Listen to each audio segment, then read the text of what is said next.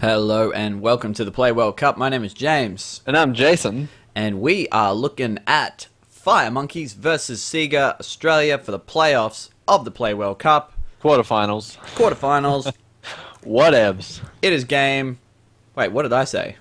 You said playoffs. It technically is still playoffs. I mean, Yeah. if you lose, you're out. Yeah, I right? guess. Yeah, it's true. I guess. But it's also technically the quarterfinals. Yeah, more accurate. I am technically correct, the best kind of correct. All right, but we've If you're got. so correct, why didn't you win for us? Well, yes, we have come off the back. Spoilers, if you watch these out of order. But we've come off the back of a hideous defeat, going down 3-0 to 2K Australia, team number 1, smashing us relentlessly over and over until we cry for mercy, Yep. and then smashing us again. Yeah, they didn't listen to the mercy cries. They did not. But I might actually do a little player introduction while I'm here and I remember. Down the bottom on the left-hand side, we have CeilingCat from FireMonkeys 1 and his teammate, the Purple Terran, MarsSpider. And just before I introduce the next team, I'm just interested in what CeilingCat's SCV's done. He, right out the gate, he ran down to that lower ramp. So I'm wondering whether they're gonna try and wall in down there, perhaps. Yeah, it Interesting. looks like it. Really Alright. does look like it. And we will just go up to the top of the map now. We are looking at the green Aborshern, playing for SEGA. And his teammate will be Disky, playing as the blue Zerg. I like a protest. Protests, it's a bit more Yeah. effeminate. It is. Protests. Oh, Hey, do you know what the hotkey is for making all of the screen interface elements go away? Alt Shift W? God, I hope that doesn't close StarCraft. Or crash the live. Okay, no, that does nothing. Okay. Oh, there it is. Control Shift W. Wow, why is that in my brain? Hey, there you go. Nice. I'm not going to keep that on the whole time, but when there's big battles, I think I might actually try and do that. Yep. Remind me of that. Oh, it makes this like cool little effect as well. Yeah, it's like a cool little transform. Yeah, I've got like the Terran one, and it makes like little sparks fly out when it kind of clinches back together. Awesome. Yeah. Very cool. Yeah, that is cool. In the meantime, though, we've got MarsSpider and CeilingCat walling in down the bottom. Loving this teamwork action. Yeah, I do like that. So I wonder if following this wall, it's a big ramp, so it will take another couple of buildings to finish it off. But I do wonder if they're both going to then drop down early expansions to expand behind the safety of those walls. You'd think so, right? That would be, that sounds like it would make sense to me. Sounds like a good plan. In the meantime, we've also got Disky expanding down the bottom here, whilst Aborshern is walling in, it seems like. Ish. Sort of. You know what I just realized, actually? A fatal flaw in FireMonkey's plan. What's this? They've walled off that front ramp, right? But down the bottom right-hand side of the map, like where those destructible rocks are, you can actually just walk units straight through that gap. Like You're absolutely right. from This the rock to the minerals. Yes, I'm going to point to this on the map, but it's right here. There is like a one kind of lane of entry where small units can get through. Probably big units too. Yeah, I think everything can fit through that gap. So, yeah, I don't know whether it'll end up coming into play, but it'd be pretty hilarious if it did, because that's got to be confusing, getting units coming in the middle side of your wall. Yeah, absolutely. But the AI itself should actually work that out. I think so. Because normally if you target a unit to go in and it can't get in, it will just kind of like stop and give up. But if there is a single path anywhere on the map that it can get to, it will go that way. Yep. So, yeah, if these guys are lazy and just waypoint their patrols, they may find that. Or if they're smart. Now it looks like Disky's thrown his Zerglings down the bottom area of the ramp. Hasn't clicked up on the inside, so I think that little back door is going to stay hidden for the game. But it's just sort of interesting fun fact. And quick check on production tab here. Activated at 5 minutes and 15 seconds. That's not too bad for you. I've had worse. I've had better, I must say, but I've had worse. Yep. Alright, what do we got here? We've got CeilingCat has an orbital. He's getting his first gas now. He's expanding as well. And I think there was a little miscommunication here. Oh, I want to go on the right. No, I want to go on the right. You go on the right. Yeah, that's true. It does make more sense for Mars to take the right base, but you know what? Just a bit of a crisscross mix-match thing happening. I like it. It's teamwork, man. Yeah. Or maybe it was more like a polite thing, not a I want to go here. It was more like a no, you. Oh, no, I couldn't possibly. Oh, please. Oh, no way. Put that away. Put that command center away. Honestly. As a completely unrelated note, I really like the color combination of yellow and purple. Yeah, it is a handsome color combo. Yeah. That's all I have to say on this matter. Whereas your blues and greens... There's actually the old adage, blue and green should never be seen, so... And purple and yellow, something mellow. So mellow? Yeah, thank God I didn't try and rhyme anything with purple. Yeah, that would have... we would have been here the rest of the night. For the rest of time. Literally impossible. What about Nurple? Not a word. Oh, look. Disky just ran in for his third expansion. Good move, frankly, but he used that little shortcut on his side. Nice. I wonder if he noticed that. God, I want them to come in through that little shortcut. Wait, and he is moving an Overlord to that shortcut. Maybe checking it out. Maybe Disky knows about it. He could, because he's got a few lings here, and if he wanted to, he really could rush those through. Yep. So that Overlord can see that there's an SCV mining, so he knows that CeilingCat's got that expansion. Disky does have a bunch of lings at the bottom of his ramp, so yeah, I'm really hopeful that they come in the back of that base. We've got a starport and a reactor going up from MarsSpider, so we're probably going to see some medevacs fairly soon. He's also got the +1 armor on its way. Oh no, two Vikings actually, not medevacs, Vikings. Viking is probably going to be doing a little bit of Overlord hunting, I suppose. Yep. Always a very annoying thing for the Zerg to deal with. Most definitely. And Aborshern also just finished his Zealot legs, or his charge lots, so those Zealots are going to be rushing forth nice and quick when these two armies do eventually meet. Yeah, I think Disky's actually going to be safe from these Vikings because he's got 2 Spore Crawlers on the way, and he's also got his Spire about half done. Oh, nice. So he's looking pretty safe. He's got a lot of queens as well. He's got like 3 queens. Yeah, 3 queens at the moment. Maybe 4th one on the way as well. Possibly those Vikings have found 1 Overlord down the bottom right of the map. Down that goes. Yep, so I'll be interested in seeing how many more they manage to find before those mutas come into play. Looks like Disky's also going to be sending in an Overseer very soon to do a bit of a base scout here.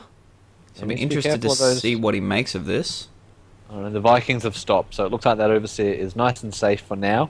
Although a turret is going up right next to it as well. Yeah, that's right. I wonder if he's going to move in before that is actually underway. Maybe not. I'll come back to that in a sec. Tech-wise, we've also got the lair up. The Spire is now done, and we should be seeing some mutas in short order. Yep, 7 in total. We're seeing a few more gateways being added on here as well. We've got a total of 4 gateways right now, and Templar archives as well.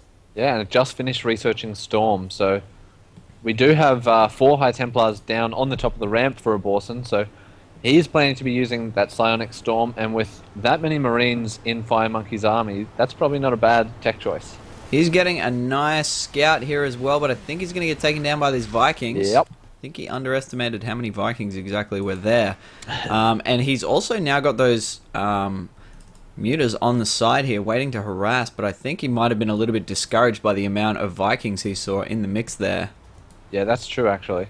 So with that many Marines and the Vikings, the mutas are going to have to be really careful. Although, it's looking like maybe there's going to be a bit of a 1-2 punch. Aborshern's going to take the front ramp while the mutas go in the back, potentially. Could be. There's 2 more mutas on the way, a bunch more lings. Banelings now being morphed in as well, so looks like there's going to be some kind of timing attack very soon, but this does look pretty safe so far. They're going to have to bust down this front wall. There is a changeling here as well. Ooh, just got assassinated.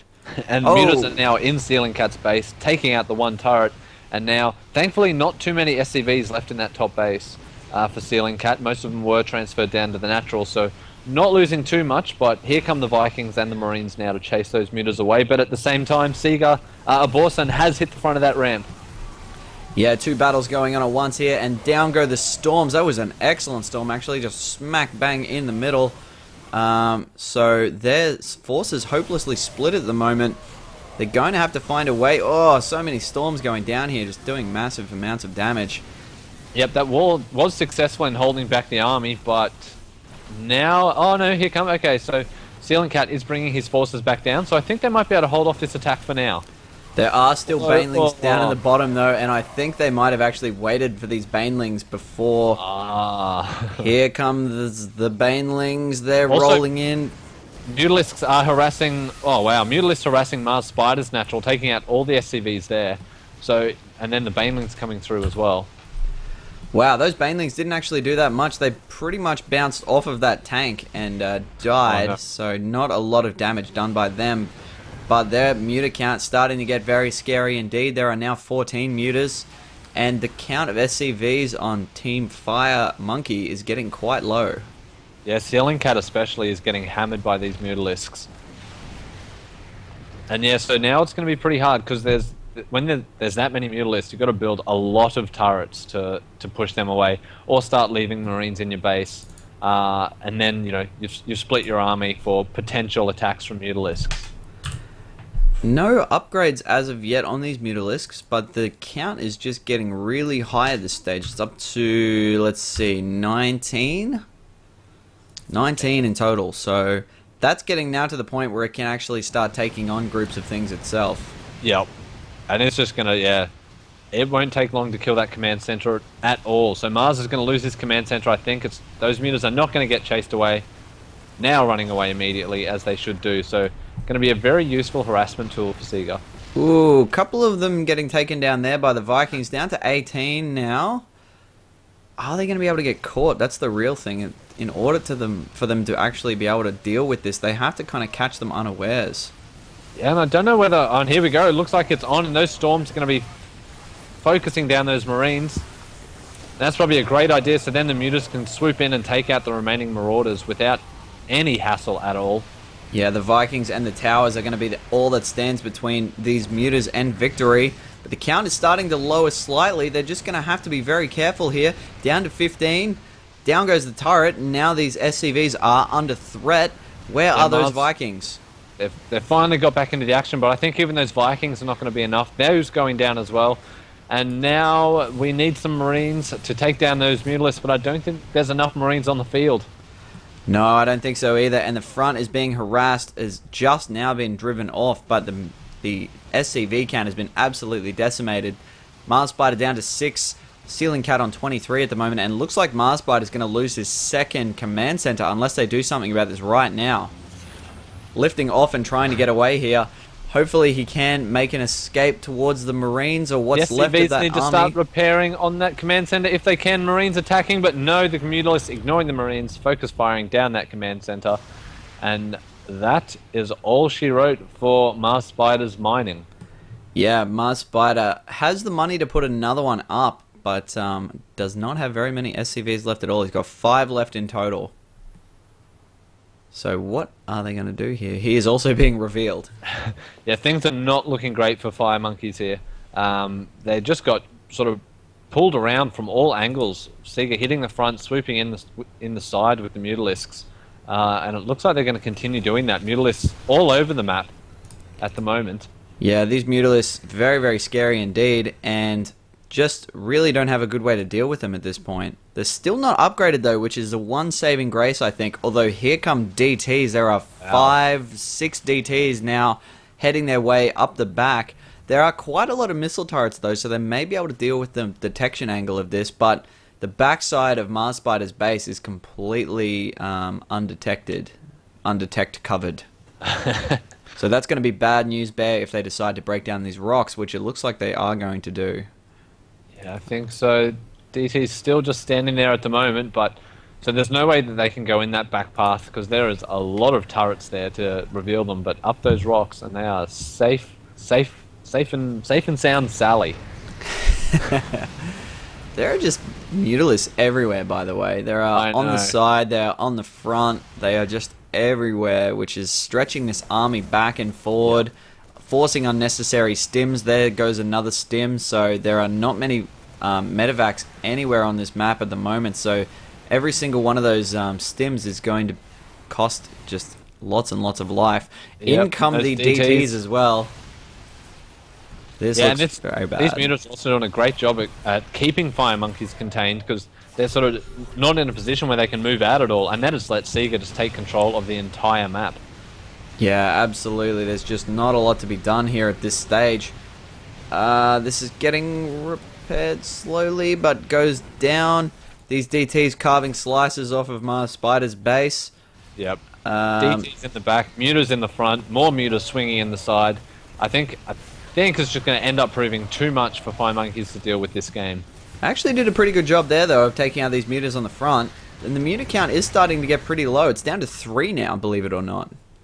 But here comes the army of Aborshern. There are Archons, there are High Templar, and there are Charge Lots aplenty. And still one sneaky DT still wailing down on MarsSpider's supply depots.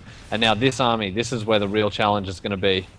Especially, CeilingCat has used all of the stims available to him on the majority of his army, so they are going to melt really, really quick.